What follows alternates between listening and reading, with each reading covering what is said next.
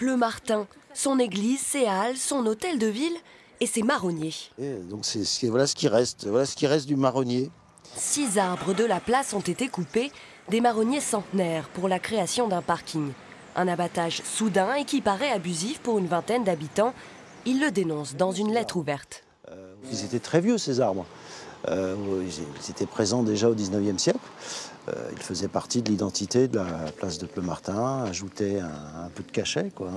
Mesures de sécurité, problème des marrons qui tombent sur les voitures ou juste un projet de réaménagement de la place en cours et en 3 étapes, la mairie évoque plusieurs raisons à l'abattage de ces arbres. La décision n'a pas été votée, mais discutée et prise à l'oral. Le bureau d'études et l'entreprise qui a fait les travaux nous ont sensibilisés sur le fait de dire, par rapport au fait que certains avaient été un peu endommagés au niveau des racines par rapport aux places de parking, ça fragilisait les arbres et ils nous ont vivement encouragés à abattre cette rangée d'arbres. Ce n'est pas une décision du maire uniquement, c'est une décision collective des 15 conseillers municipaux. Dans le plan local d'urbanisme, aucun de ces arbres n'est classé. Les coupes et abattages sont admis pour des aménagements nécessaires à la circulation publique.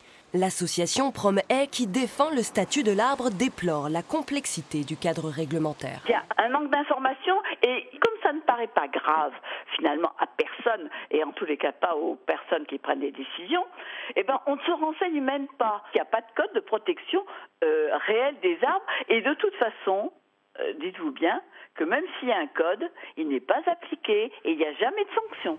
À Pleumartin, tandis que le projet de transformation de la place n'est pas encore définitif, des habitants craignent de nouveaux abattages.